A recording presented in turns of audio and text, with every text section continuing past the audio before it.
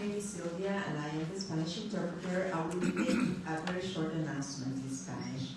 Buenas noches, mi nombre es Silvia y soy la intérprete que va a hacer la interpretación al español. Si quieren escuchar este evento en español, allá en la parte de atrás de la sala tenemos una mesa y están diciendo hola los que tienen el equipo para que puedan escucharme en español.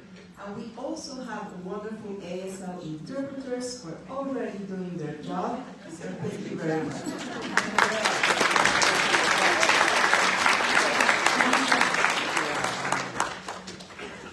Good evening, everybody. Good evening. My name is Belia Rodriguez, and I am the director of the Office of Neighborhood Initiatives with Loyola University Chicago. It is with great pleasure that I welcome you today to 49th Candidate Forum. As a tax-exempt charitable institution, Loyola cannot participate or intervene in any political campaign or in any partisan political activity. We do not support or endorse any political candidate or political party for public office. Our nonpartisan advocacy for economic development, education, housing, and safety made this event possible. I was thrilled when the conversation arose that hosting this forum and providing the opportunity for the 49th Ward community and our Loyola students to embrace civic engagement through learning, understanding each candidate's approach to issues. I would like to thank our Rogers Park nonprofit sponsors. Without you, this wouldn't have happened. Thank you to Family Matters. Yeah.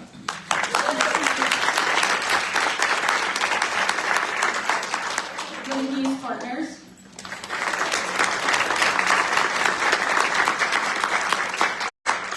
Loyola University Chicago. Northside Community Resources.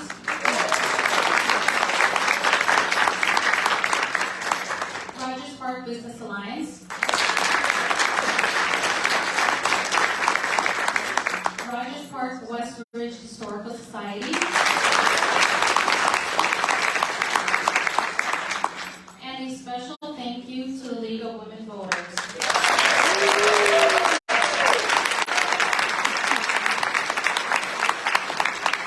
As an instrumental organization that led us throughout this process. Thank you to all our alder candidates, Maria Hadden,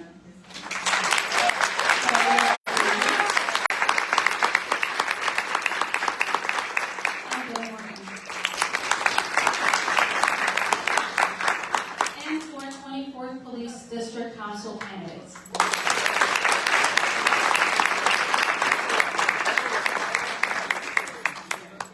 I did say Belia Rodriguez. Did I say Belia Rodriguez?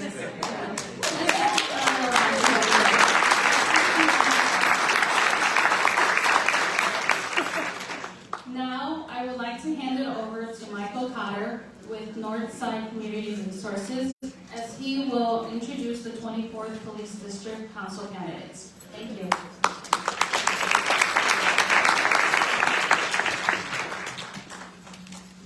Good evening, everyone. As Cecilia said, I'm Michael Cotter. I'm the Development and Communications Director with Northside Community Resources.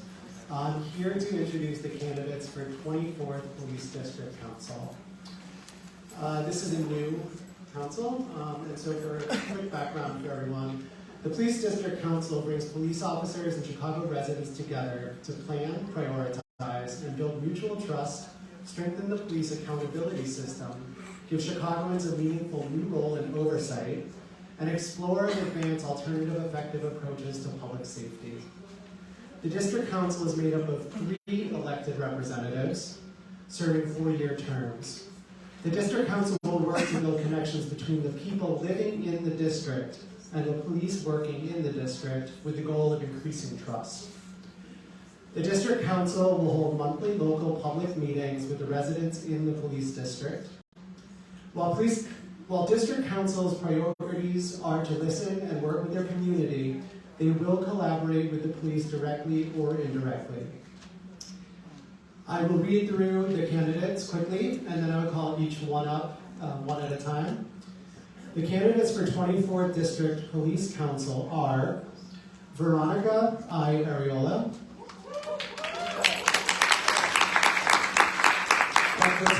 W. Jones, Cynthia McFadden, Marilyn Pagan Banks, David Earl Williams III, and Daniel Wolk.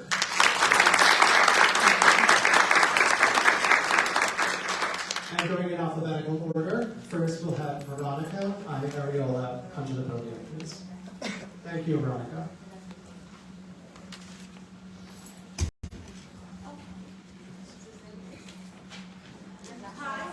Yes. Good evening, everybody. Good evening, everybody. Thank you for being here. My name is Veronica Ariola, and I'm running for the 24th District Police Council. I've lived in the West Ridge neighborhood for almost 20 years, and I've worked at UIC for almost 25 years. My experience in higher education has allowed me to see the weakness in over-investing in police and under-investing in our community organizations, particularly our school systems, K to 12, all the way to the university system. And I do believe that I have the experience and the skills to bring people together to have great conversations so we can find some new innovative solutions and increasing public safety in all of our neighborhoods. I'm really excited about being able to be in this position. I've raised my daughter in the West Ridge community. I was a soccer mom and a soccer coach, and I've founded the 50th Ward Action Network in 2017, and just really finding new venues to do my work for the community. Thank you.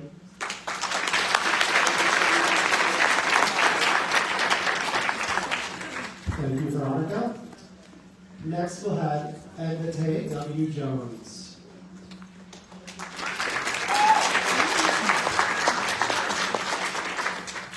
Hello, everyone. Thank you all for having me. Thanks to the League of Women Voters, and thank you to Loyola and all the sponsors and all the candidates that are running. I was raised in the green housing projects in the 70s and the 80s. And through those days, you know, I've seen a lot and been through a lot and saw the disadvantage that my people and people of color have had with CPD.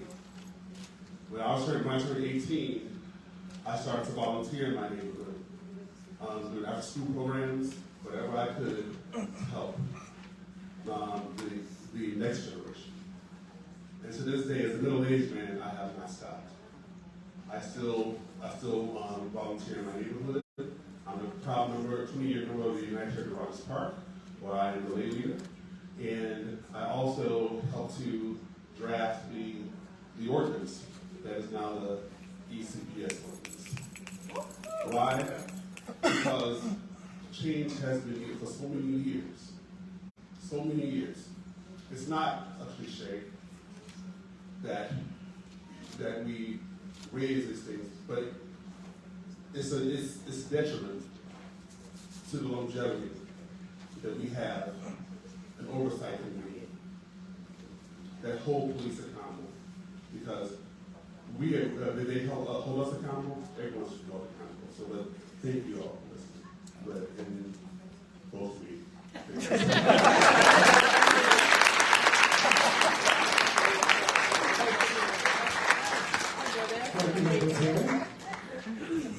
Next, please, Cynthia McFadden, come to the podium.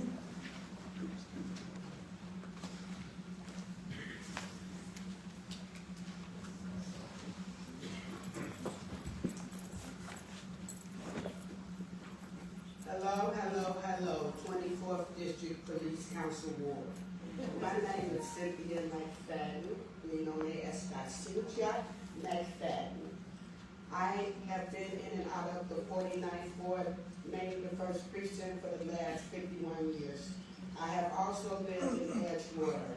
I've been a voice for the people for over 30 years.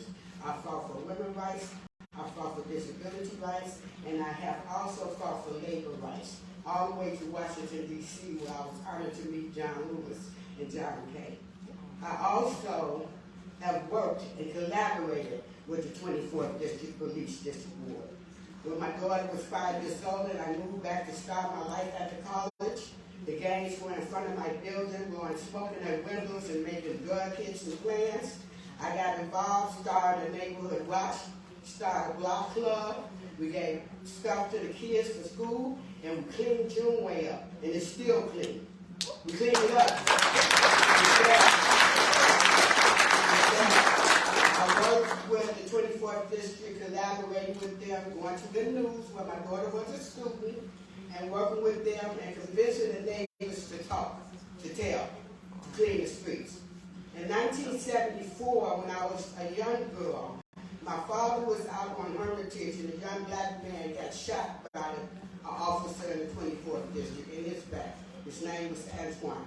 My father fought and got accountability and oversight through the 24th. We fought all the way to Springfield and had that officer removed and was able to serve public safety in the 24th District. I'm qualified, I'm willing, and I'm able.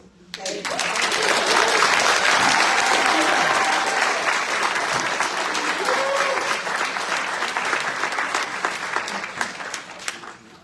Thank you, Cynthia. Next, we have Marilyn Pagan Banks.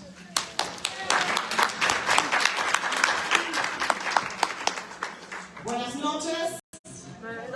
Good evening. I am Marilyn Pagan Banks, and I am running for the 24th District Police Council. Punch 72, 73, 74. If you want to get something done, punch 72, 73, 74. Right now, all of us who are running on that slate are working even prior to even knowing that this office would be created in this work.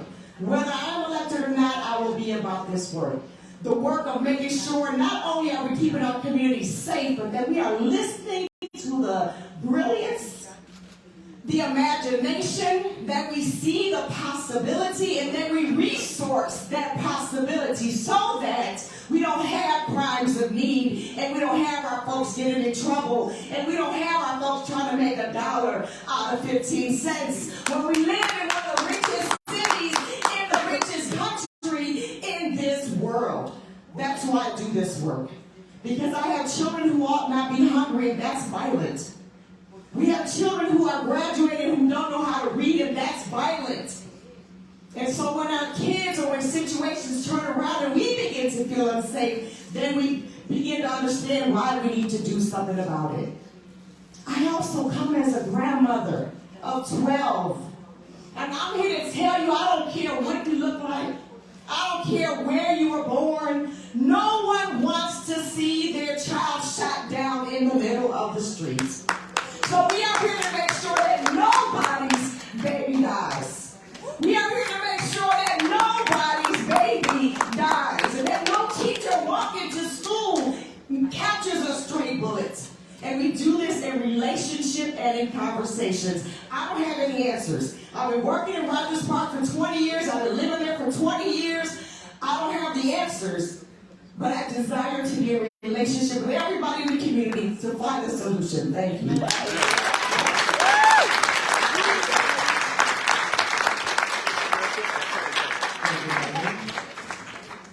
Next, I'd like to invite David Earl Williams III. All right, Dana. Hello, my name is David Earl Williams III. I'm a U.S. State veteran. I'm an author. I'm a member of a group called the Chicago Missing Persons Guild, where we work with the CPD Youth Division to implement better ways of finding missing individuals. And in 2019, I ran for alderman of the 48th Ward, where I championed police reform measures that gave birth to the Police District Council. So, I've gone around in the district. I've talked to many of you. You've told me what you wanted. And we agree on a lot of things. You know, many of you said that you don't want to pay for CPD misconduct settlements. You'd rather see some of that money get reallocated towards like social workers who are more equipped to deal with mental health issues than cops. And by the way, 37% of 911 phone calls were mental health related just last year. When it comes to while I'm running, I want to be the voice of, for the voiceless, to end CPD misconduct. and to bridge the gap between the community and police. Now, you're probably thinking, how are you going to do this? And if you are a victim of police brutality, you're kind of skeptical. And it makes me think back to my recently deceased ex-step-uncle, who was a cop, and he told me, David, you know, if the cops want the people's respect and trust, they're going to have to earn it. And that's not given, and we can make that happen together.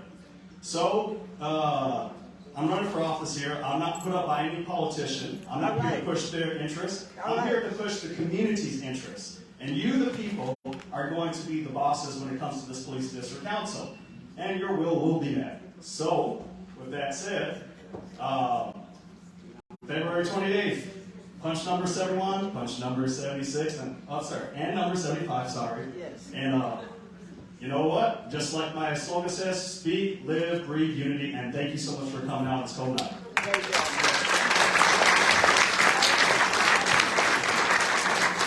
Thank you, David.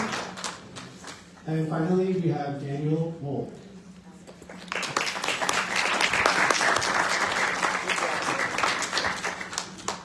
Yes, it's Daniel Wolf, not woke. So this job is actually mostly a talking job. It's getting into discussions with people and coming up with ideas. And I have some ideas. What we really need is to improve policing and reduce crime. How do we improve policing? One example. Police are always coming, are very often, as David said, coming in contact with people with mental health problems. So why not put case managers in every police station so that at any moment of the day when police come across a tricky case, they have direct access to the case managers, and they will have expert knowledge on where they can go for services. That will take some of the weight off the police. Another thing is, we have some really difficult situations in our business. What if some youth are rather unruly at basketball, playing basketball, and the neighbors are complaining all the time? The police come, nothing to see here, the kids get scared, so what do? And then the people in the neighborhood get angry. How come you're not doing anything? They're bothering us. And then maybe there's a little racism involved. So what I suggest is we bring these people together. We bring the parents together, we bring the kids together, we bring them together with the cops, and starting walking directions to Loyola University, Chicago. Well, I've done that. Take I a was a left onto dialogue the path. facilitator working with a nonprofit in Los Angeles for Los Angeles Police. And when you get these people talking about different difficult issues confidentially, guess what happens? Everybody lights up. The police light up, the individuals do, because they see police have difficult moral dilemmas to deal with. And the only way to solve them is to talk through them, and that humanizes both the police and those kids who are unruly. So again, very well.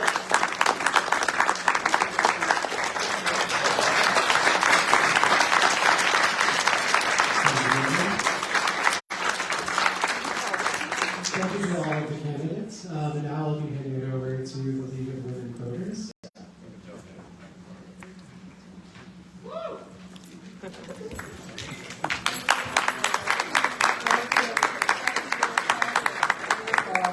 I'm excited to be here. This is old home for me, I guess. I used to teach up on the 5th floor in the plastics department. I had an office up on 5, and I met my husband on the elevator.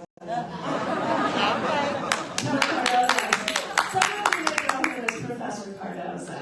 Anyway, but I'm here tonight for the League of Voters of Chicago.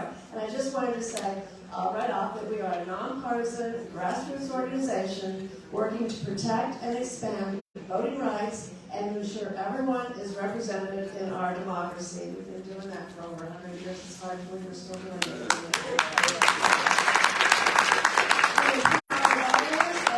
Democracy through advocacy and education. Through forums such as this, we hope we all become better informed with the issues facing our communities and become better acquainted with the candidates running for office. So, I have some ground rules for the aldermanic forum that's about ready to get started. One is, if you haven't already, please check your phone, all your electronic devices, and make sure that they're silent silenced or turned off. 2, we are doing Facebook Live. There will be a recording available afterwards, but there will be no recordings during the session, but feel free to take a photograph or 2. Also, I just wanted to make sure that you all understand what's going on with the questions. When you registered to come to the event, a lot of you, trust me, a lot of you put questions into that form. We had over 125 at one point. Now, the good news is that a lot of them duplicated each other. Some of them were targeting individuals. We don't do that. Every question is for all 3. And so we've incorporated them. And our moderator will identify them as audience questions. And when she does it, it's still an audience question because some of the set questions were all in there. And what's interesting is you all have a lot of interest here in housing. Lots and lots on that subject. We did collect some questions here, and we have a few new ones. Most of those duplicated the questions that we got online. So the moderator will be handling all of those questions. Finally, this is really important. We've all been clapping, and this is great, and thanking our candidates for coming. But there will be no clapping, no cheering, nothing from you all. When the candidates first come up, give them a good round of applause. When the candidates finish, we'll take a good round of applause then as well.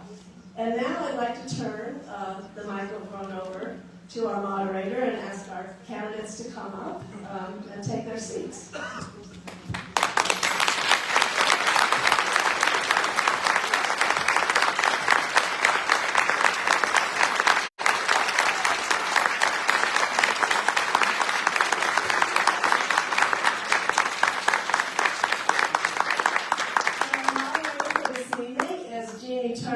From the League of Women Voters of Chicago.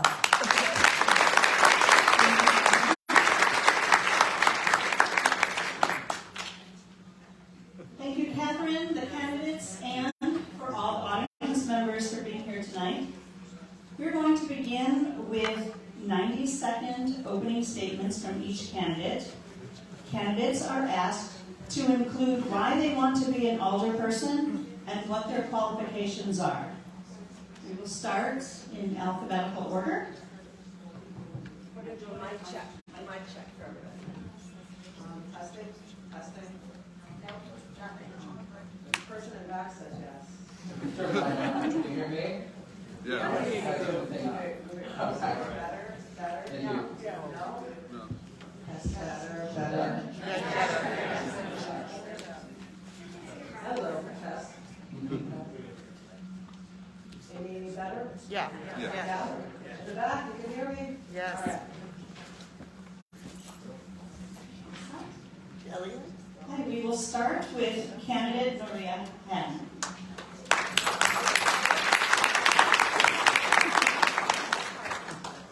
Good evening, everybody. My name is Belia Hadden. I'm the current alderperson here in the 49th Ward. I am in my first term, finishes up in May, and I'm running for re-election because there's still work to do. In 2019, you elected me to serve as your alderperson because you wanted to see 49th Ward progressive values put into action. And even though we've had a pandemic, a tornado, climate change emergencies, I have been really lucky to have a great team and a supportive community. So we've been able to make progress on every single one of our priorities in this first term. From new investments in our public schools, to expanding our view of public safety, to bringing mental health crisis response to our neighborhoods, making sure that we've got transparent, participatory decision-making processes for our development and zoning. We have done a lot together, and I look forward to continue to serve the 49th Ward for another 4 years. Thank you. Candidate Bill Morton. Hi, I'm Bill Morton. I'm an over 20-year resident of Rogers Park. I've worked at a lot of the small mom and pop shops for low hourly wages. I'm a former victim of wage theft. Formed the Rogers Park Chamber of Commerce with our business peers over 13 years ago because we needed this. We went over to help a small business, and there was no one else that would be willing to help.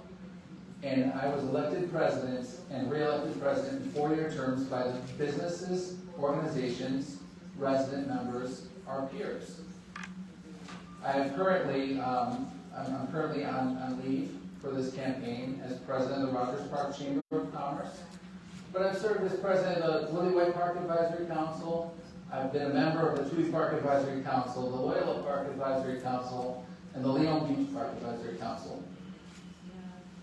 I believe the number one priority is always public safety, followed closely by public health, housing, jobs. I'd like to see our infrastructure, which is crumbling. I'd like to hold the CTA accountable for the violence on the trains on the Red Line. And also, I'd like to do something about our rat infestation. Real meat and potato issues here. That's what I want to take care of in our community. Thank you so much. Please refrain from applause. Candidate Belia Rodriguez. Hi, I'm Belia Rodriguez. So I want to tell you a bit about myself. I'm a daughter of immigrants. My parents worked in factories. They belonged to a union. They taught me traditional values, to work hard, to be a good person, to always vote. My wife and I moved to Rogers Park because it felt like home, because it has a large immigrant population, because it's queer friendly. I was raised in a little village, and that's where we celebrate our heritage, and we also protect it. I left corporate America in order to teach myself IT, to open up my own business so that I can help small businesses, so that I can help nonprofit organizations and small independent schools in the city where the student body looks like me and the kids that I went to school with. In 2016, after the election, I was concerned about the direction we were going in and the community, and I decided to volunteer. That volunteering involved helping out our local businesses, and especially our immigrant-owned businesses.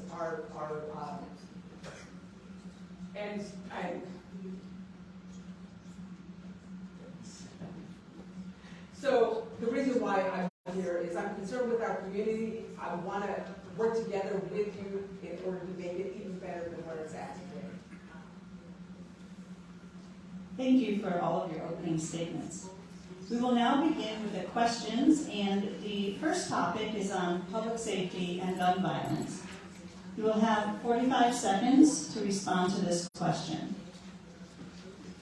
Public safety and gun violence are among the top concerns in the ward and throughout Chicago. What realistically could you do as an alderperson and member of the City Council to reduce gun violence and improve public safety in the short term and in the long term? We will begin with candidate Morton. All right. I would start by increasing the communication with the sister agencies of the City of Chicago, the departments of the City of Chicago, the commissions, and the bureaus of the City of Chicago. The communication is going to be key. I will hold daily briefings with these different factions of the City of Chicago, including the 24th District Police Department. I would speak with Commander Brennan on a regular basis, and I would speak with the CTA on a regular basis as well. This will be the key to solving these issues in our community of public safety. That's the only thing that we can do is work together and get community input about the issues and the solutions in our community. Thank you. There's a request to please speak a little bit louder to the candidates. Candidate Rodriguez? Can you repeat the question? Yes. Public safety and gun violence are among the top concerns in the ward and throughout Chicago. What realistically could you do as an alderperson and member of the City Council to reduce gun violence and improve public safety in the short term and in the long term? 45 seconds. I would absolutely look to prioritize it right now, which is something I feel isn't happening So I would start with a task force with communication with the business community, with the resident community, and certainly CPD, and a lot of conversations with men with running to see what we can do to start having action plans towards that, and as well in the background to be working with the mayor in order to have more programs in place to prevent crime, but we have to actually address the crime that's currently happening. Thank you. Candidate Hadden? We have done a lot actually to fund violence prevention. Just this last year, we put $100,000 in micro grants directly into programs for nonprofits here in the 49th Ward. Funding for violence prevention has been a priority also in City Council. We've increased the funding. As we work for police accountability, as we build our relationships here on the ground, we've also done things like the Guaranteed Basic Income Program, because so much of the crime that we've seen increase over the last few years are crimes of desperation, people who don't have enough money, and people who need more work. We're going to continue in the next 4 years to work with our partners from the top down in order to make sure that we've got enough opportunities for all of our residents to make our community safer. Thank you. This next question is from our audience. What are your thoughts on community-based violence interrupter programs, especially with respect to the 49th Ward? This is a 30-second response. We will start with Candidate Rodriguez. Sure.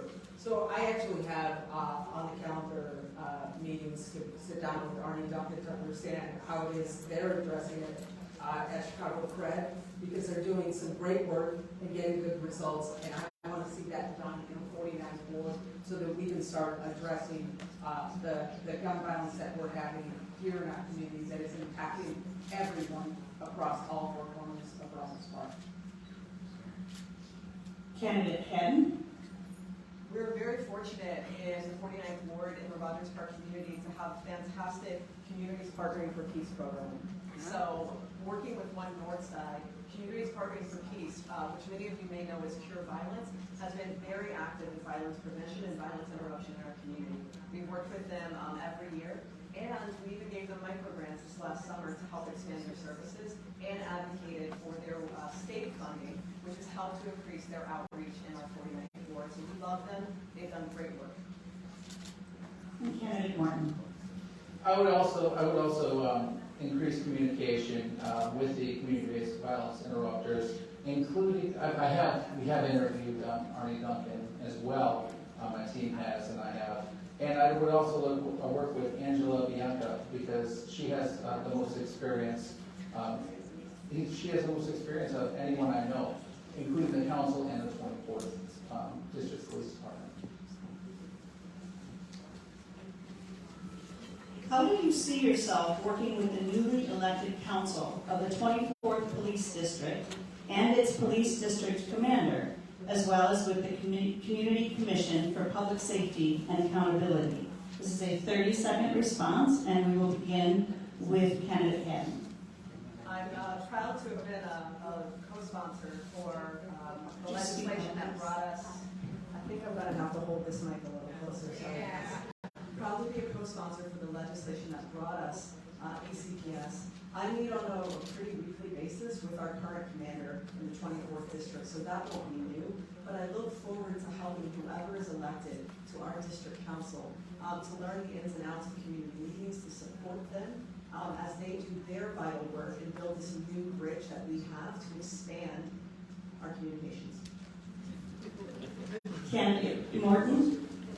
I would work with the new council. It's a historic election. This is a new position in the city, and I would work with whichever candidates are elected, and I would also seek advice from the ones that may not have been elected. I think that we need to come together as a community, and this is the only way that we're going to make this happen.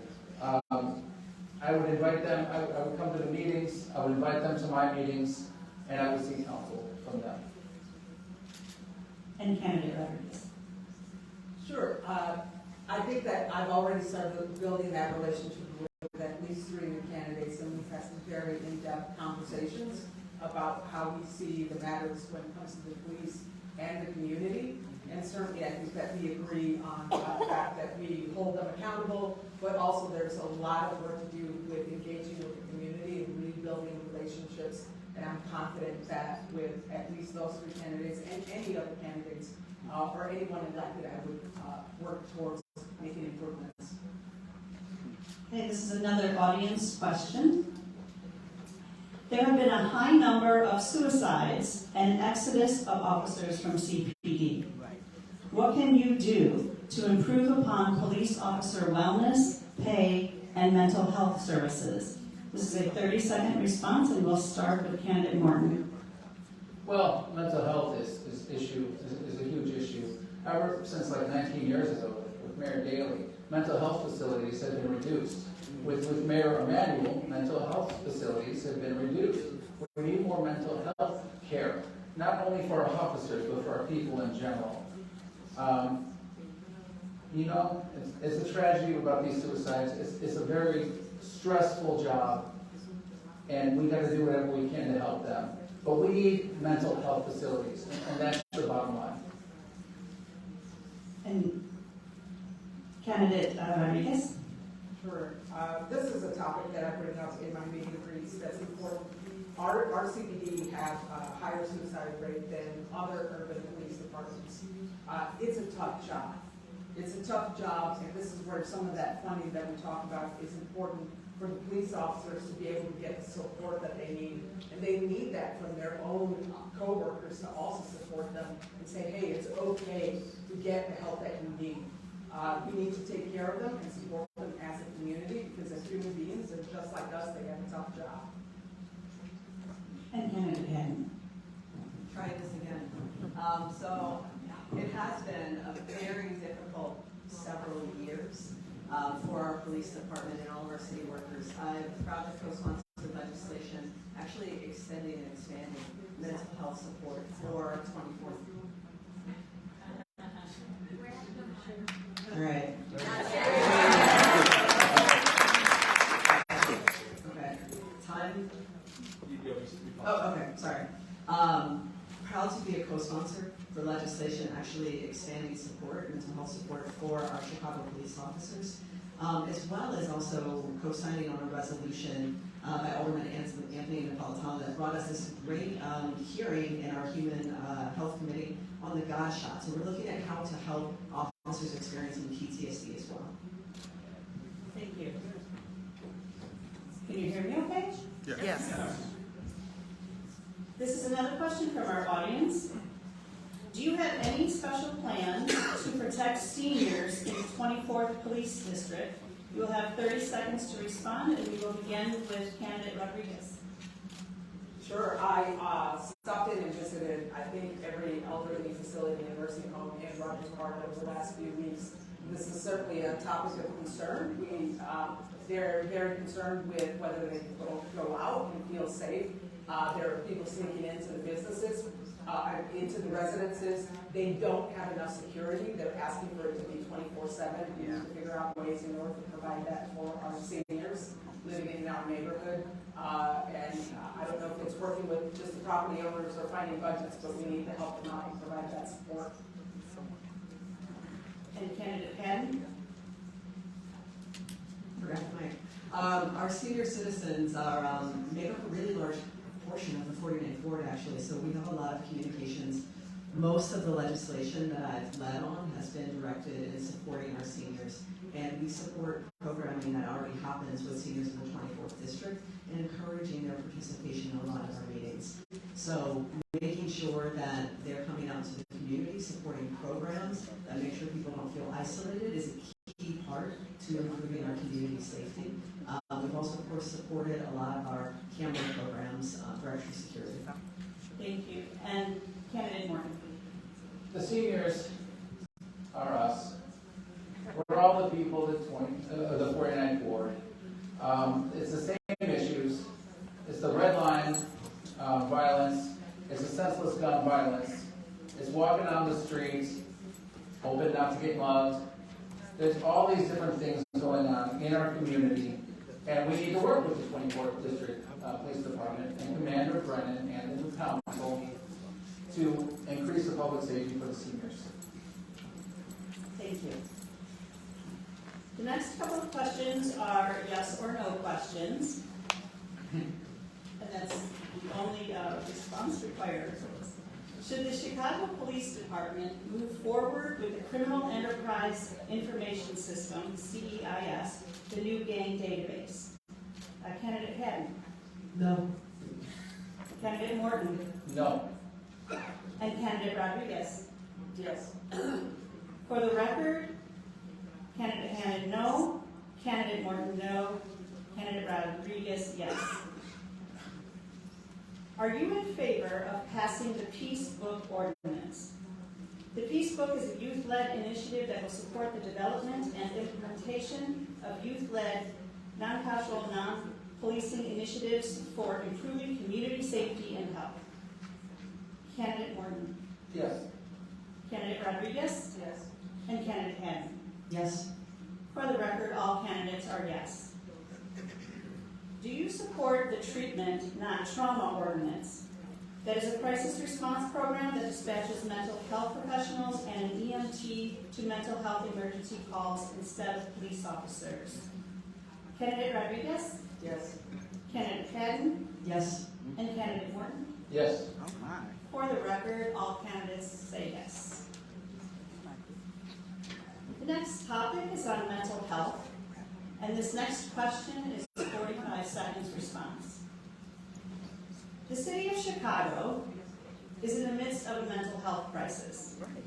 Young people have been traumatized by gun violence, while untreated citizens live on the street or are often locked up in Cook County Jail. How can the city establish more mental health facilities and services and make sure they are placed where they are needed most? We will start with Candidate Hadden.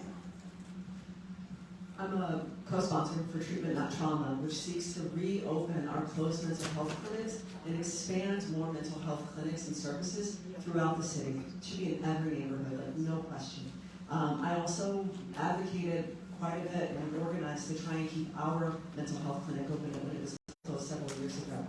I've also championed and won funding for mental health crisis response teams coming to our neighborhood actually this June. So I spent a lot of time advocating for more resources, more staffing, and will continue to do so because this is a crisis that we're all impacted by. Thank you, Candidate Morton. I agree. We need to reopen those mental health clinics. We need to open more.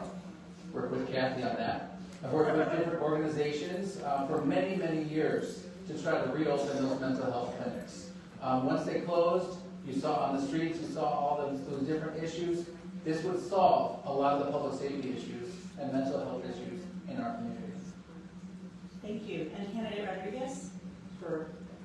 We're fortunate in that we have a lot of centers in Rogers Park in order to be able to help us with that. Thankfully, there's budgets in place to be able to address these issues. It's certainly important. We need to deal with them. We also need to be able to measure the results of what is happening with those treatment facilities and the care that's being given. Because at the end of the day, we all want to see the end results of that, and that's for the community to be safer, for everyone to be safer. From the audience, can more attention and care be brought to the Rogers Park residents that are walking around aimlessly late at night and during the day, whether suffering from mental illness or drug addiction? 30-second response. We'll start with Candidate Morton. Ever since early voting, I've spent from 8 in the morning or 9 in the morning until 6 p.m. on Howard Street. And you can see there are people who need mental health there. Along the North Howard area and all along Howard, there are a lot of facilities for people with mental health. We need more. We need to fight for more. Because you can see it on the streets of Howard Street, and you can see it along Sheridan Road and Morse Avenue and everywhere. This is a real issue in our community. Candidate Rodriguez? I certainly walk around the neighborhood playing myself Bill, and you do see that everywhere. And again, I will have to say that we have a lot of facilities in the neighborhood. We want to see the results of that. We want to see people getting the care, but then the rest of the residents in the community also want to make sure that everything is actually working, and we need some measures in place to make sure that we're seeing progress in these things. And candidate Hadden.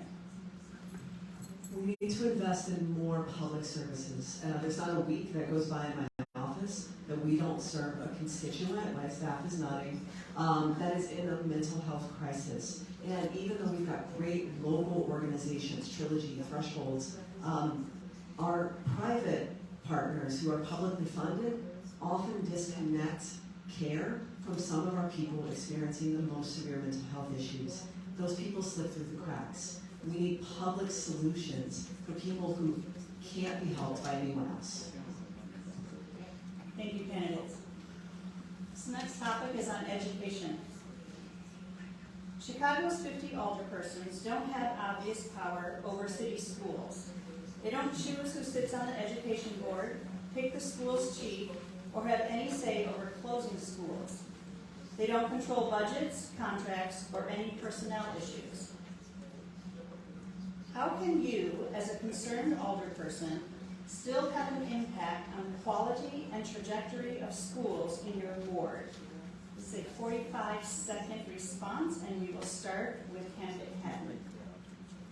Showing up and listening. This was a #1 priority you guys elected me to do, and I've done it. So from our local school councils to talking with our administrators, our teachers, our staff, I've become an integral part of our Rogers Park schools. This is what we need to continue to do. I've supported the elected school board, and when that comes into fruition, we'll have another level of government and representation to work with. So from fighting for investments, showing up to school board meetings, and building those relationships, it's been a priority and will continue to be. And candidate Morton. Have to participate with the schools. You do have to show up to the different events that they have, support them with their fundraisers, support them in any kind of way that you can, but definitely visit. As alderman, I would visit each of the schools on a regular basis, and that would be part of the communication as well. My daily briefing would be with the Chicago Public Schools as well, as a sister agency of the City of Chicago. And candidate Rodriguez. Schools have been my clients for over 10 years. I spend a lot of time in schools across the city.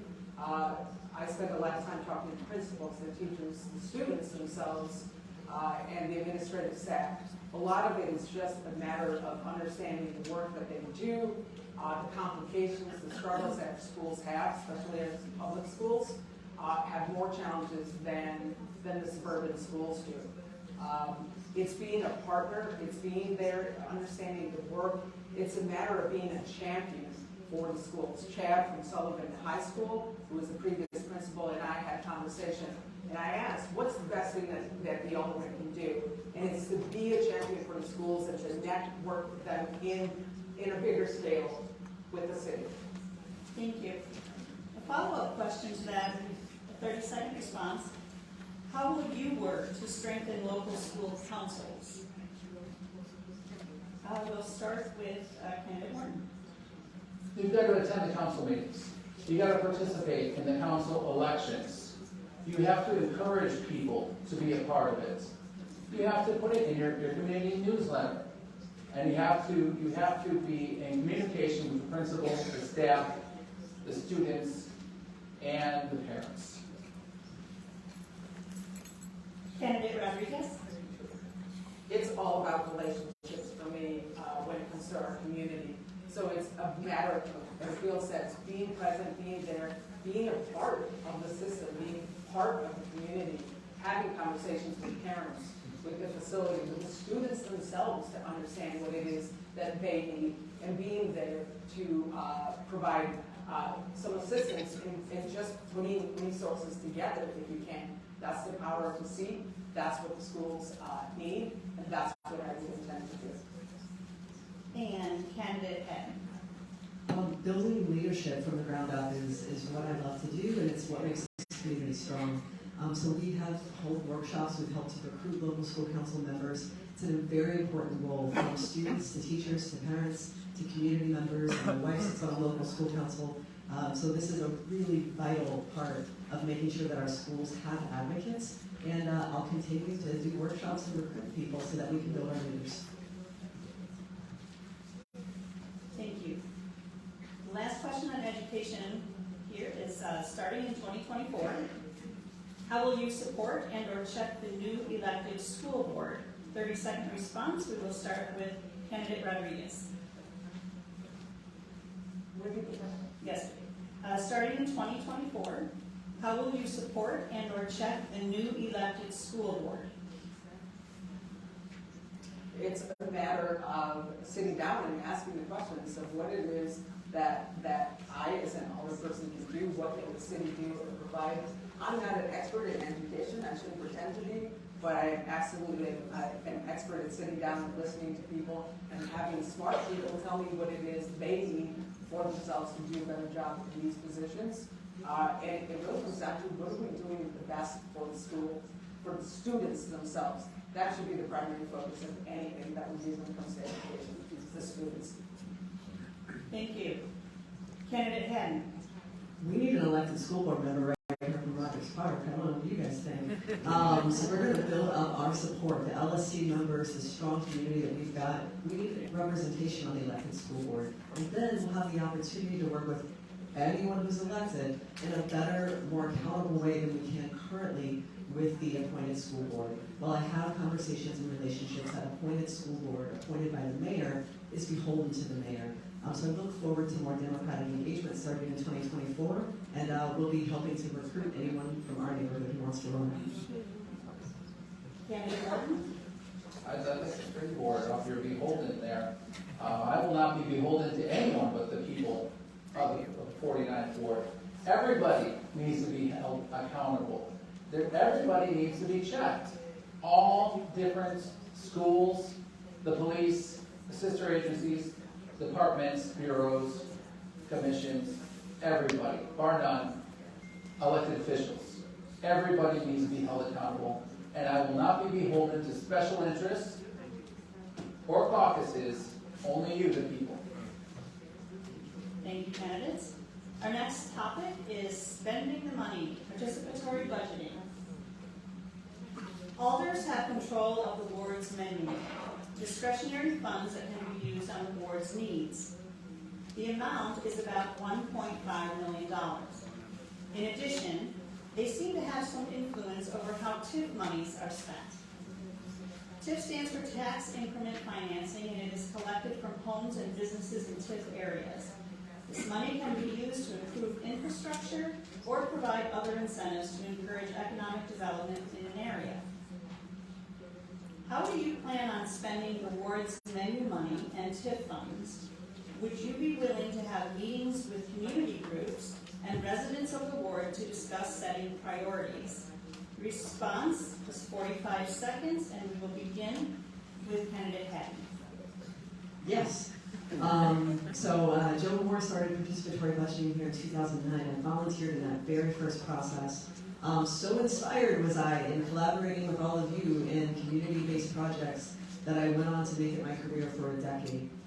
We run PD in a very similar way to what Joe did. We collaborate with PD Chicago and coordinate with people across the city. Our TIF dollars, we currently don't have full control over any particular TIF district, but absolutely would consult community on any TIF that we would have control over. Thank you. Candidate Morton? Aldermanic prerogative. I will listen to the people. I will have daily briefings with the residents of the 49th Ward and weekly in-person ward meetings for the decision-making process.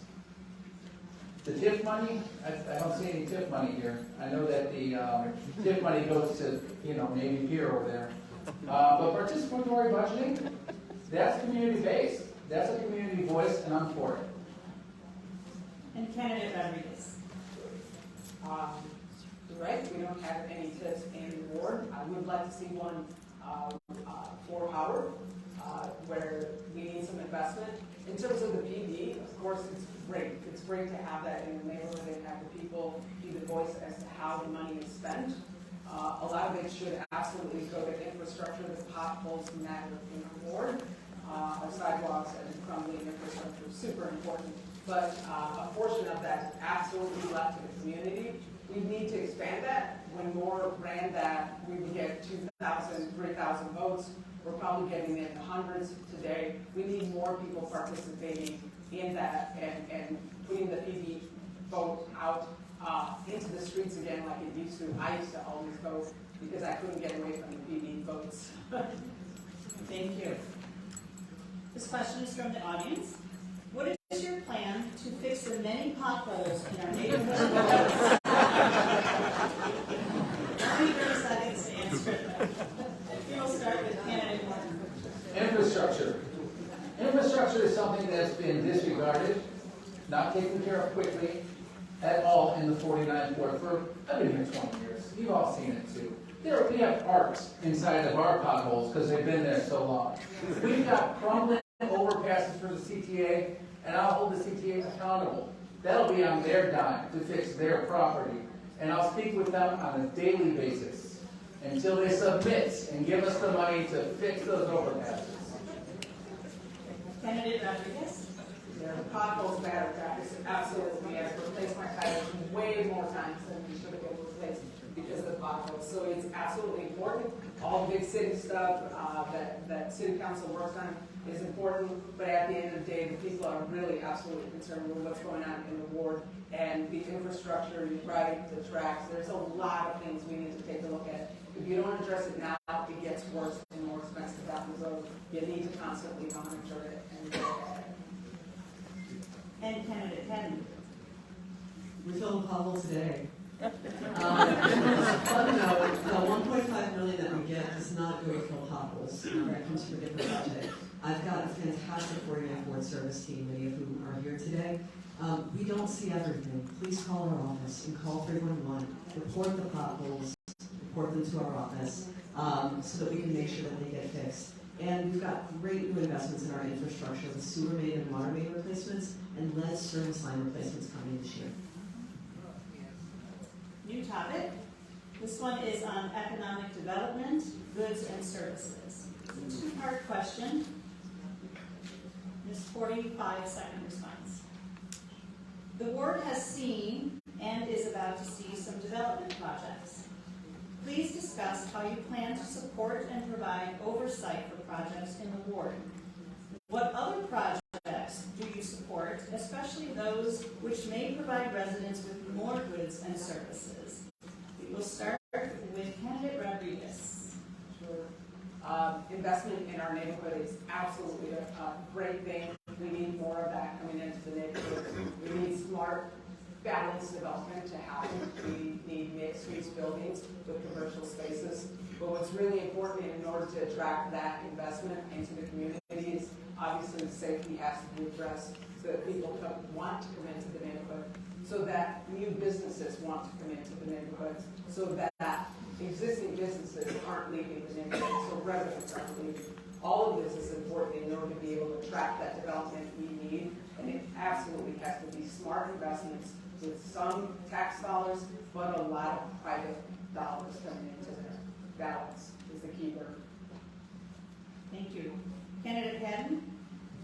I promised you development without displacement, and that's what we work very hard to do. We've got two great new developments that we've been working on, one for several years. So both on Howard Street, Howard and Polano.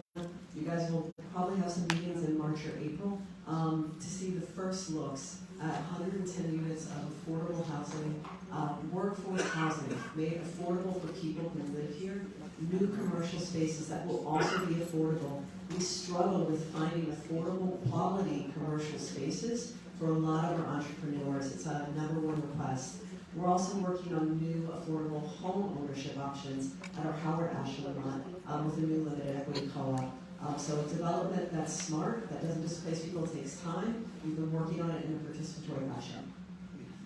Economic development. That proposed development will take away our final post office. We can't do business without it. In Rogers Park, yes, that's our final post office. The other one's in Edgewater. And for those people with disabilities, and for those people who don't have transportation, they'll have to go 1.5 miles north I think that we need to stimulate our local economy by hiring local, shopping local, filling those empty storefronts, and that's what we did with the Rogers Park Chamber of Commerce. But we need to work with the CTA because those underpasses I consider also empty storefronts. And we need to find a good tenant for that we own this property as well once I'm done with my campaign headquarters. It's been happening so long.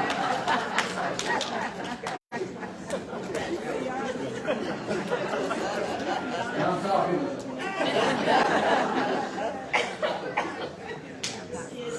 Question from the audience.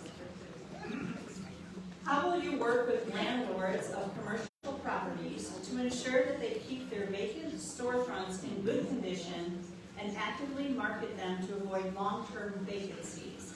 This is a 30-second response, and we will start with candidate Hadden.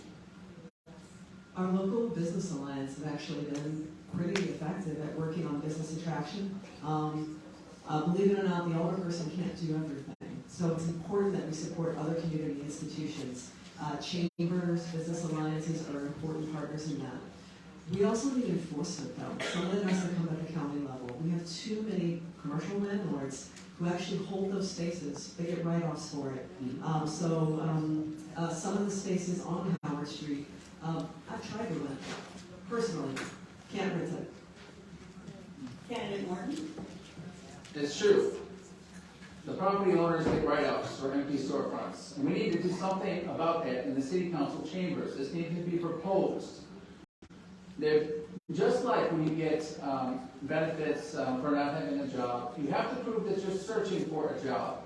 There needs to be accountability with this. Also, the Gateway Center has had empty storefronts for the longest time. We need to work with these property owners and the Gateway Center and the management companies to fill the empty storefronts, but we need to hold them accountable by law through the city council chambers. And Belia Rodriguez. Sure. Some of these empty storefronts, the owners do get exemptions on their property taxes, which allows them to keep them empty. We definitely need to work on that and create some either penalties or remove those exemptions to force them into being more compelled to rent them. But what's important is to have really good relationships with the property owners themselves, and that would allow me to be able to say, hey, listen, let's align with the goals of the community. What makes sense for business owners is to rent those. Let's find them renters. You could ask the candidates one time, because this is Facebook Live, just speak loudly. Thank you. The audience has really good questions. Here's another one. What is the best way to revitalize businesses and attract new businesses to, for example, the Clark Street or Devon Avenue business corridors? This is a 30-second response. We will start with candidate Morton. We need to find businesses that are not in our neighborhood or new businesses to fill the empty storefronts in our commercial corridors. We need to fill those storefronts to revitalize our community so that they can hire local employees, and those local employees can shop local. Every time you spend $1 locally, it recirculates 7 times. This is how we're going to stimulate our local economy. This is part of my economic development plan. Candidate Rodriguez. Sure. On Clark Street, I spent a lot of my personal time volunteering on the Vision Clark Street plan, so I've learned a lot about what it takes. A lot of that, I can't emphasize this enough, it is the safety of the commercial corridor that will help to strengthen those areas, to attract people, to get people to shop there. You want them to be able to walk around. That's important. Investing in economic plans like RQEA has done, along with partnership of Edgewater and Loyola on Devon, and their new plan that they will be investing in on Howard.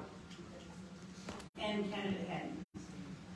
+1 to most of those, and I'll also say at the city council level, currently working to co-sponsor legislation with Alderman Moore to also find ways to reduce the cost of permits, special use permits and fees for a lot of our small businesses.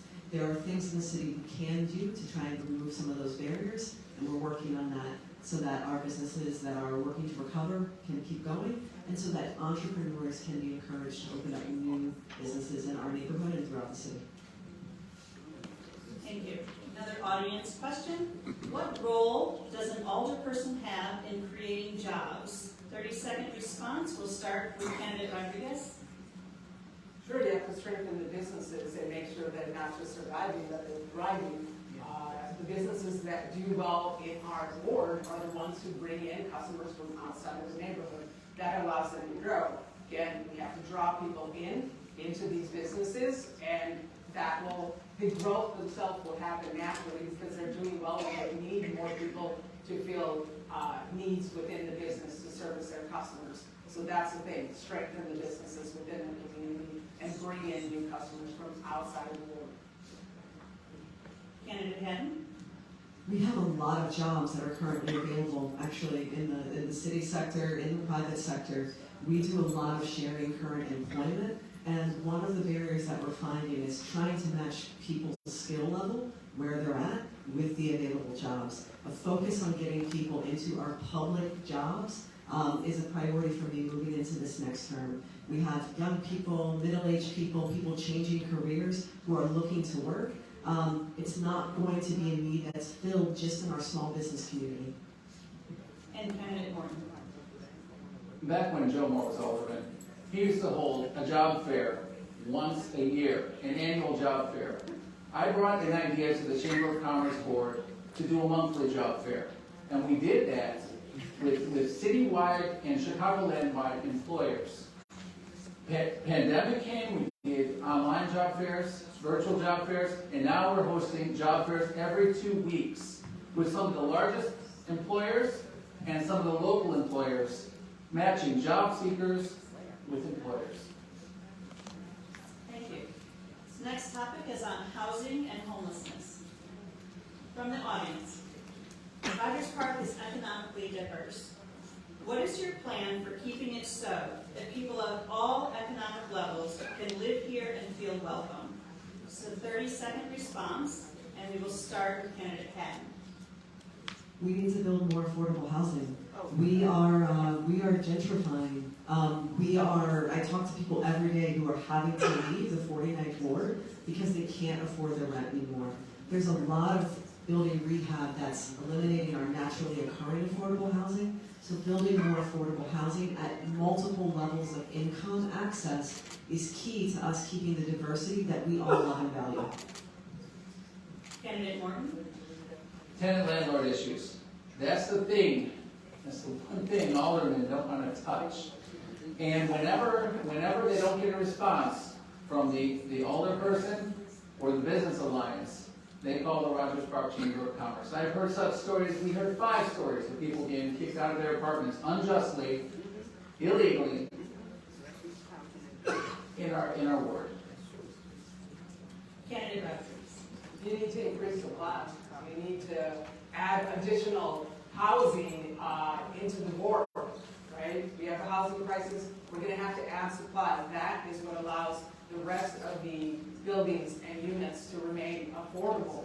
If we don't do that, what property owners do is turn around and rehab their places in order to increase the rents that they can receive in Rogers Park.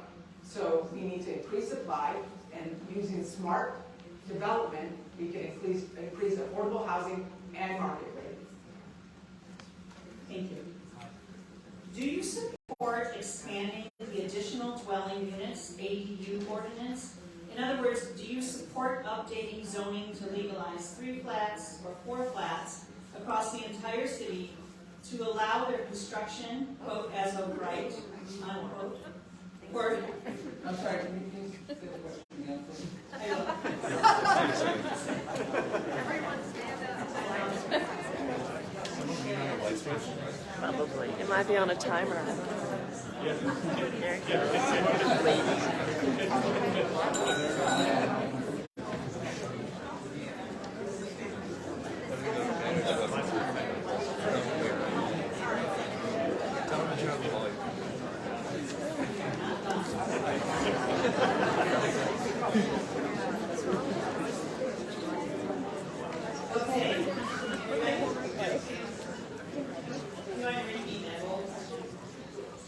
Do you support expanding the additional dwelling units ADU ordinance to legalize 3 flats or 4 flats across the entire city to allow their construction, quote, as of right, unquote. In other words, renting basement, attic units, coach houses. You'll have 30 seconds to respond, and we will start with candidate Morton. Can't have a broad stroke on this one. It's a case-by-case basis. We have 77 different communities in the city of Chicago, and we can't afford for anyone to get priced out. Housing is a human right, and we have to take care of our people. Candidate Rodriguez. Sure, we were part of the pilot program. I'm not sure what the results are from that, but I do believe that people presented proposals to add additional units, and we didn't get them. I absolutely am for we have to get creative on how we add additional housing and certainly affordable units. So yes, I support that. We need to take a look at that. We should be doing more of it, and I'm not quite sure why we had it when we were part of the program to allow that. Candidate Hadden. We weren't part of the pilot. I do support it, have supported it, co-sponsored it, and I'd love to include the 49th Ward in the next expansion, which we have talks going on for. And I also was a lead sponsor on our equitable transit-oriented development ordinance, which not only made it possible for more dense housing development near our transit lines, but also fought to make sure that we got zoning changes to make allowances so that the Housing Plus program, which might be what candidate Rodriguez is talking about, could happen here. Thank you.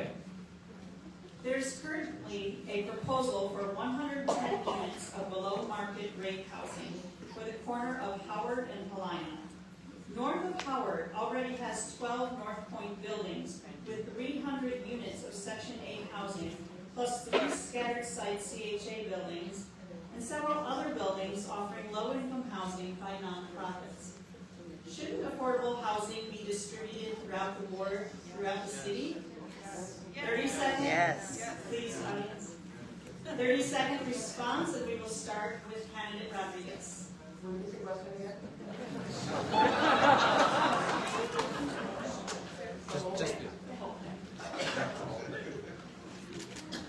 This is from the audience, by the way. There's currently a proposal for 110 units of below market rate housing for the corner of Howard and Helena. North of Howard already has 12 North Point buildings with 300 units of Section 8 housing, plus 3 scattered site CHA buildings and several other buildings offering low-income housing by nonprofits. Shouldn't affordable housing be distributed throughout the ward, throughout the city? 30-second response, we will start with candidate Rodriguez. Absolutely. It shouldn't be concentrated in Rogers Park, on Howard Street specifically. That already has a concentration. 110 affordable housing units, I would absolutely love to see in Rogers Park, but I'd love to see it spread out. That's the way it would work the best, so absolutely, which is why I'm surprised that we're presenting that type of proposal when the community, at least everyone I have talked to in Howard, is not supportive of that development there. Candidate Hadden. It's a great project. Affordability is broad, and affordable housing is actually distributed pretty well throughout the 49th Ward. Only 29% of our housing is considered affordable by the Department of Housing. We have scattered site development throughout. And just so you know, the proposed development would serve people at 60 and 30%. That's talking about one person making $44,000, 2 people with $50,000, and about 56% of our households earn $50,000 or less. So this is housing for people here. And candidate Morton. TOD, okay. It's the public notice is 109 units, 6,400 square feet of commercial space. We already have parking issues, but more importantly, we have a public safety issue right there at Howard and Helena. A little kid was shot in the head right there. We've got gang activity, violence, drug dealing, all of that, and we need to take care of these issues first. This is the wrong location for this. And plus, I'll say it again, we'll lose our final post office in Rogers Park, and there is no plan. There's no plan to get another one, and I haven't heard anything about a community meeting that's supposed to happen. Please no applause during the response. Thank you. I was a high school teacher for 30 years, I know.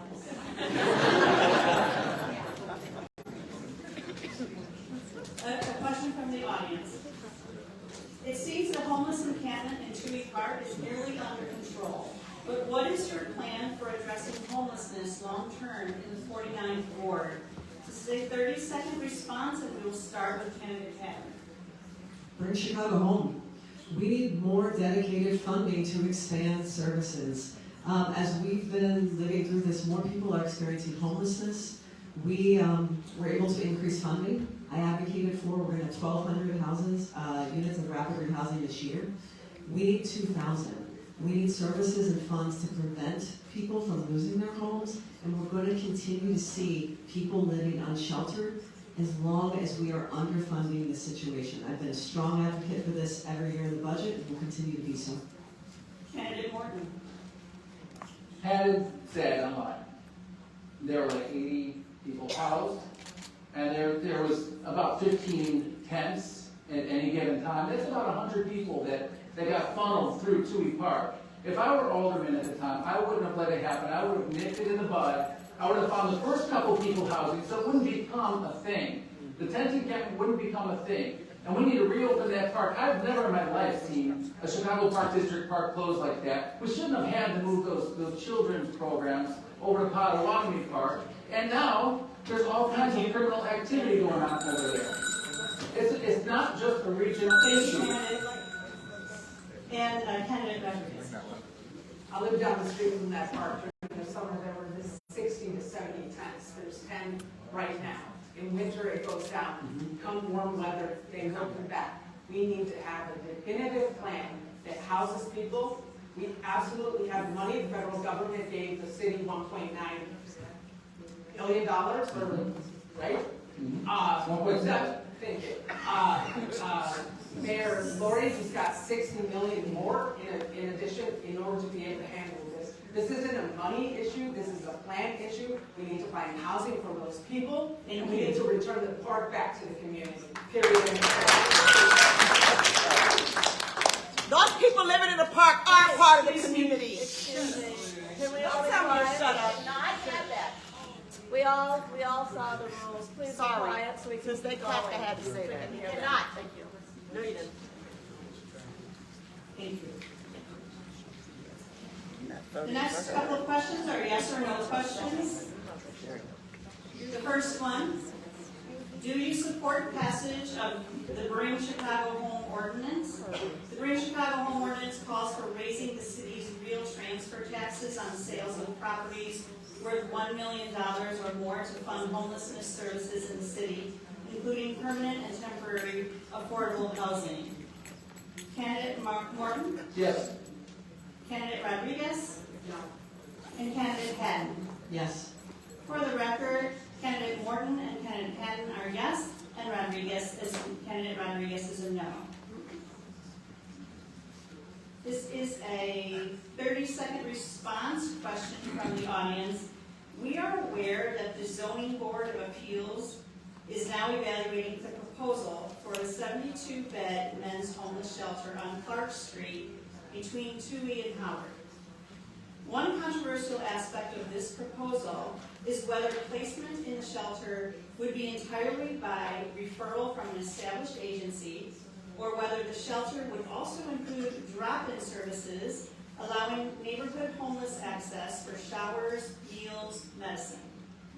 Presuming that the zoning board approves the shelter, should the alderperson support drop-in services, would they have the complete ability and discretion to permit them without engaging in further process? Say 30-second response, and we will start with candidate Rodriguez.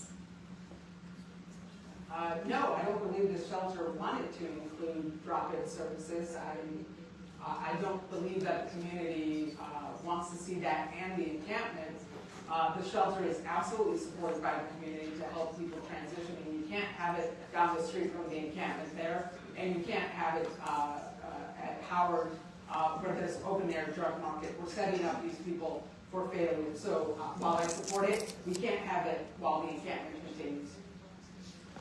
Candidate Hadden? There are drop-in services. The ZBA meeting already happened. It passed unanimously. Thank you all for your support on that. And with 76% of our community supporting it, the shelter's going to open in June. They are providing the drop-in services. They are providing the 72-bed programs that you all love and supported. So I think the question might be timed out. And candidate Morton. I was a little bit confused because at first we heard there wouldn't be drop-in services, and then we saw on the permits, on the public notice on the thing, that it would be zoned for public services. And you know, I believe in the Housing First model, and my team and I have been interviewing and vetting shelters and housing and resources for people without homes, not just 49th Ward wide, not just City of Chicago wide, but Chicagoland wide. This is a regional issue, and I will take care of the 49th Ward first priority, then the rest of the city. Thank you. This next question is a yes or no question. The City of Chicago, over a decade ago, dissolved its Department of Environment, leaving a broad range of environmental issues to be dealt with across scattered city departments. Do you support the reestablishment of the Department of Environment? Candidate Hadden? Yes. Candidate Morton? Yes. And Candidate Rodriguez? Absolutely. For the record, we have 3 yeses. Single-use plastics are not recyclable and are toxic to humans from production to disposal, as well as harmful to wildlife and the environment. As alderperson, would you approve a vote to prohibit city facilities from purchasing single-use plastic and polystyrene serviceware, bags, and bottles? This is a 30-second response. We will start with candidate Morton. That sounds like a good idea. Yes. Candidate Rodriguez. We have chickens in my backyard, we compost. I'm very pro that, so yes, absolutely, let's get rid of that stuff. Candidate Hadden. Yes, supportive and actually co-sponsored an ordinance by Alderman Wagaspack in order to ban single-use plastic citywide. And unfortunately, a certain lobbying industry came in and pushed a separate ordinance that made its way through committee, which I did not support because it was not strong enough. Thank you. When will we see increased bus service, clean, reliable, and safe trains, and more police at CTA stations and onboard train runs? This is a 30-second response, and we will start with candidate Rodriguez. Sorry, can you repeat that again? Yes. When will we see increased bus service, clean, reliable, and safe trains, and more police at CTA stations and onboard train runs? We need more staffing for both CTA and the police, so as soon as we can hire people and train them in good positions, we'll be in a much better place. Candidate Hadden? There has been increases in security, both police and CTA security at our train stations, which is something that was important as we move towards making sure CTA is safer to ride for everybody. We're down about 500 operators, and so we have been promoting a lot of the job fairs. Again, these are some of those great public jobs that we're encouraging people to fill. We do need more CTA operators. We've seen a lot of people retire. Of course, we did live through a pandemic. We lost a lot of people. So I think the service dashboard will help. Thank you. And candidate Morton? The pandemic is no longer an excuse. Not at all. We need to see increased bus services. I take public transportation. Trudy and I take public transportation everywhere. Me and my Doc Martens, and me with my bus transit car. We get ghosted by the 147 all the time. Even our state rep, Kelly Cassidy, got assaulted on the red line and said she will never take the red line again. We cannot have this public safety, and we got to hold the CTA and the Chicago Police Department accountable for these things. Thank you. It's a yes or no question. Do you support the Plow the Sidewalks campaign, which seeks to establish sidewalks, snow and ice removal as a municipal service in Chicago? We'll start with candidate Hadden. Yes. Candidate Morton. It sounds like a good idea. Candidate Rodriguez. Yes. For the record, all candidates are a yes. It's another yes or no question. The topic is on parks. Will you actively support the proposal before the Chicago Park District to rename Passion Park to the Pollard Family Park after the celebrated Rogers Park Black family? Candidate Morton? If the people want it. If the people want it, that's what I'll do. I'm beholden to you. Is that a yes or no? Do you want it? No? All right. Candidate Rodriguez? Yes, I do. And candidate Hadden? Yes. For the record, all candidates are a yes. And another yes or no question. With only one dog park in the ward, that's Potawatomi Park, located in the rear of Potawatomi Park, are you open to solutions such as adding dog areas or having dog hours in local play lots? Candidate Rodriguez? We are absolutely a dog neighborhood, so I would say, yeah, sure, absolutely. They're just as important a part of our community as anybody else in the street, so yes. Candidate Hadden? Yes. And candidate Morton? Someone from East Lake Terrace came over and asked me for a dog park over there. And I said yes. For the record, all candidates are yes. Next topic is working together. This is a 30-second response. What is the best way to work with 49th Ward community groups? We will start with candidate Hadden. Regular communication. When the COVID shutdown happened, we actually set up weekly meetings through community partners, small businesses, with the real estate community and landlords as well. And we maintain those actually on a monthly basis now. So we support community organizations who are organizing on their own, like North and Howard Together, and we also bring them together on a monthly basis to not just share city news, but to get information about what they're doing and communicate it through our weekly newsletter. Candidate Candidate Morton. We are a community. We have to get together as a community. I will hold daily briefings like I'm doing with my campaign. I will do as your next 49th Ward alderperson. I hold daily briefings with all of the different organizations, residents, institutions, and businesses, all the stakeholders in our community. This is how we can better work together through communication. Candidate Rodriguez.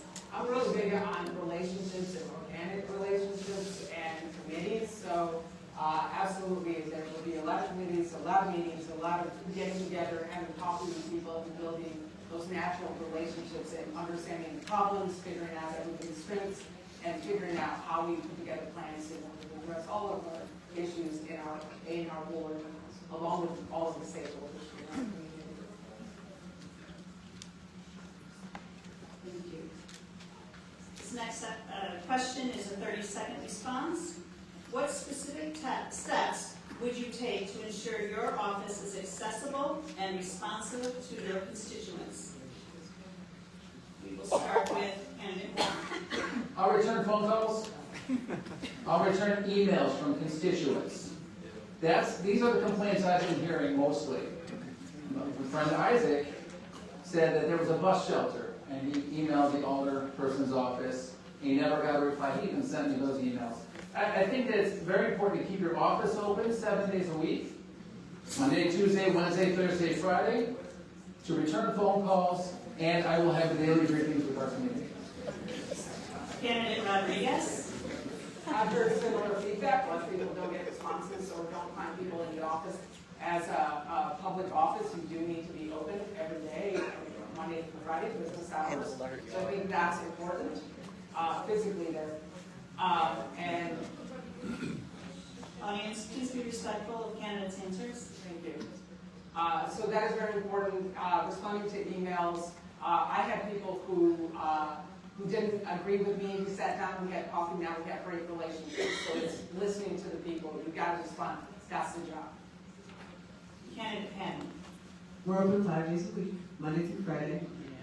So we worked really hard to expand accessibility even before the pandemic. So not only do we offer in-person, but we offer virtual options. We had to rely on those heavily for a couple of years, but now we do both. We live a hybrid world.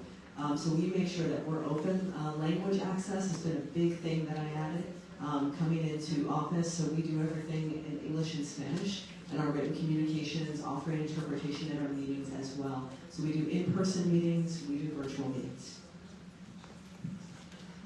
Next question.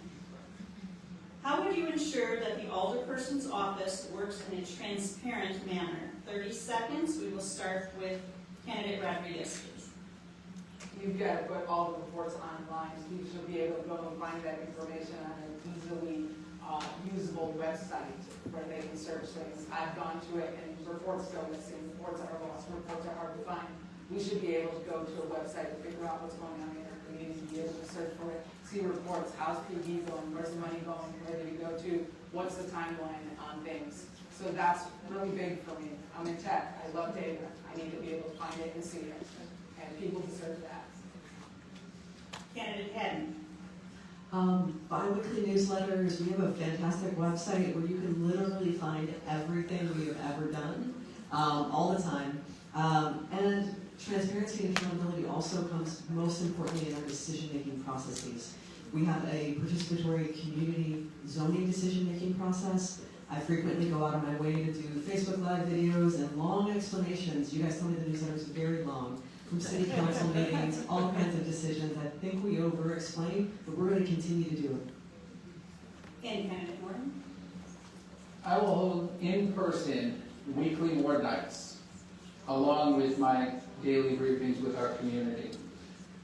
When we host Zooms, I will let everybody speak. I like it. I get another second because there was a little reaction there. And also, I shouldn't have to FOIA for a lot of this information. It should be available, accessible on the City of Chicago website. It's archaic, and our whole city of Chicago needs a redesign in terms of this transparency anyway. This will be the final question before closing statements. What are two other major issues in the ward that we haven't touched on this evening, and how do you plan to address them during the next 4 years? Say 45-second response, and we will start with candidate Morton. The rats? Have you guys walked down the streets? Have you guys seen mice in your apartments? Yeah. I can tell you, the Vivian Apartments and 7301 North Sheridan Road, they all got rat problems, mice problems in there. And just yesterday, I was over at Willie White Park for early voting, and they were taking care of the rats over there. And I learned all about the burrowing and the poison process and how they can have 8 babies, and then within like a week, they can start having more babies. We got to take care of the rats, and we have to eliminate the food source and work with the City of Chicago Department of Rodent Control. It's a public health issue. Thank you. Candidate Rodriguez.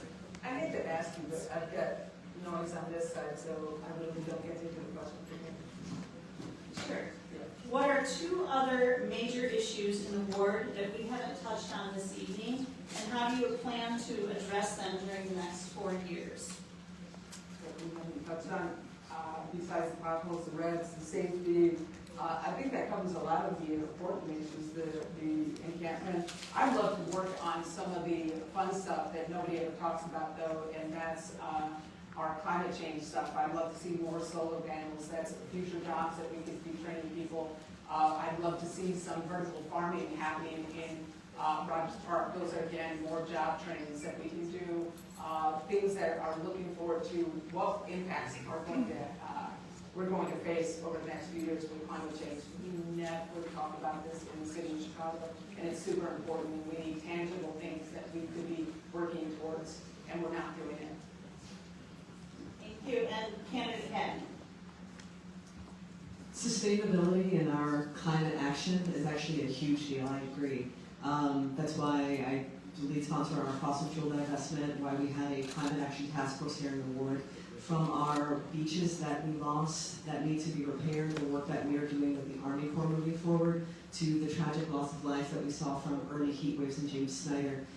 Climate wasn't something that I came in focusing on in my first term, but it's something that became an in-your-face reality.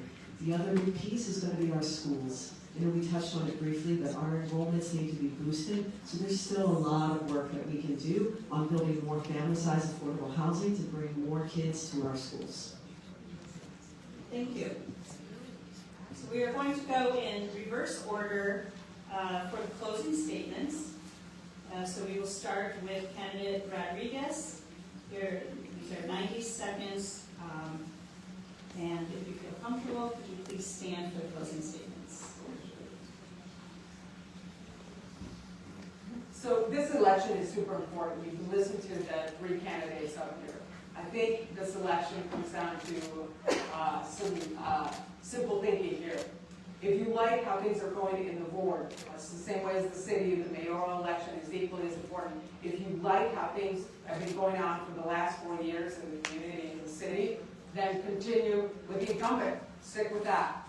But if you feel that we need to address things, have some plans, take a look at the problems that we're actually facing in our community, then I would say look at different candidates who are looking to actually address those issues.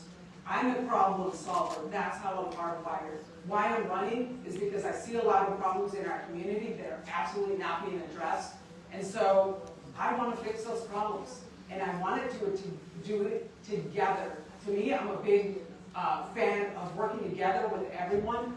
My supporters run the political spectrum, age-wise, race-wise, party-wise. And the reason for that is because I look for the common ground. I find that in all of our conversations when I talk to people. I want to work together to address the problems that face all of us. And that is the decision that you guys face on election day. If you like how it's going, stick with the incumbent. If you want change, pick someone different. Thank you. Candidate Morton. I just got to clear something up here. The James Snyder Apartments was not climate change. It was policy of the city of Chicago. These were our friends. These were seniors who baked to death in their apartments. This was preventable completely by the people who knew about it beforehand, including the Hispanic apartments and Alderman Hadden. If you knew about this before it happened, it was preventable. It was greed. They wanted to not have the air conditioning on. It's common sense. You turn on the air when it's over 80 in a senior building. These are the important things in our community. These are the kinds of things I'm going to fight for. My campaign is issues and solutions based. As your next alderperson, it will remain issues and solutions based. I will look at the small issues like the rodents. I will look at the large issues like the crime on the red line. Those people sleeping on the red line need a place to sleep. And my team and I have been looking for housing for people throughout Chicagoland. We're not going to be held by these bounds when it comes to getting the resources we need in our community. I will fight for traditional and untraditional resources we have not had yet, and I will build famous relationships with the City of Chicago's sister agencies, with the departments, with the bureaus, and with the commissions who hold the money. Thank you. And candidate Hadden. I want to thank you all this evening. It has been an honor to serve the 49th Ward as your alderperson. I appreciate everybody who's voted for me so far, and I would appreciate your vote again. I would like the opportunity to serve for another 4 years. This has been difficult work, it's been challenging work, but the thing that makes it something that I want to do again is because it's work with all of you. I want to thank the other candidates. This community, the alderperson can't do everything. The key thing that I do and will continue to do for you in the next 4 years is to leverage our community resources. We need people who are passionate about finding unconventional resources to solve problems. We need people who are passionate about building relationships with our small businesses. We need people doing those things at all levels. And you need your alderperson to be a progressive leader, to hold our values, to bring people to the table, to be a legislative leader in City Council, because the issues that we face here, Toohey Park, Clark Street, Howard Street, these aren't things that you get to fix as the older person. There's no magic wand, there's no pot of money. You have to work with 49 other people. You have to work with multiple agencies. That's what we've done, and I'd like to say that I've done it pretty well. So, nobody's perfect. I'm working very hard for you and will continue to do so for the next 4 years. I would appreciate your support.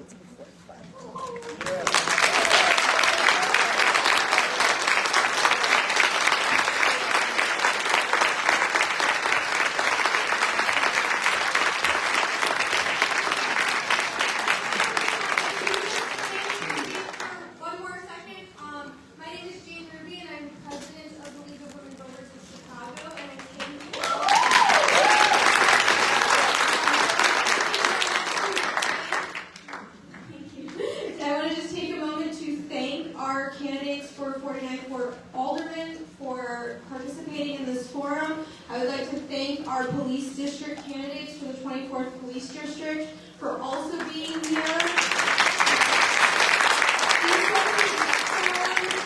forums are for, accountability to voters and, making sure that voters can be informed about, who's on their ballot for elections. So I really appreciate everyone in the audience for coming out here and everyone on Facebook who is also sat in on this forum. I would also like to thank our interpreters for their hard work.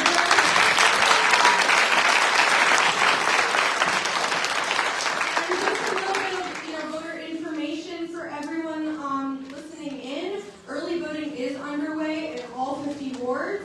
The location for 49th Ward early voting site is Willie White Park at 1610 West Howard Street. So early voting will continue until Election Day, and then Election Day is a week from today. Ooh, I can't believe that.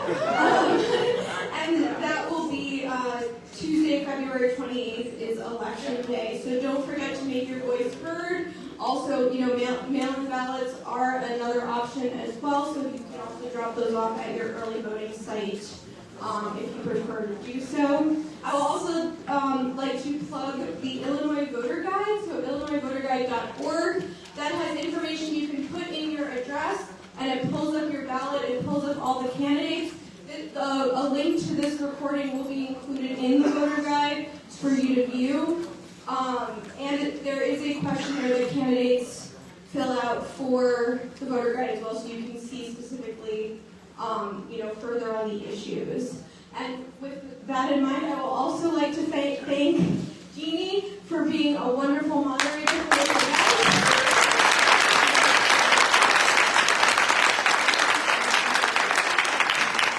And all other volunteers in the space, and I will especially like to thank our co-sponsors for this forum. All of this could not have been done without, really good coalition effort to make this happen. So I'd like to thank the Northside Community Resources, Rogers Park, Business Alliance, Family Matters, Rogers Park Western Historical Society, Good News Partners, and Loyola University, and especially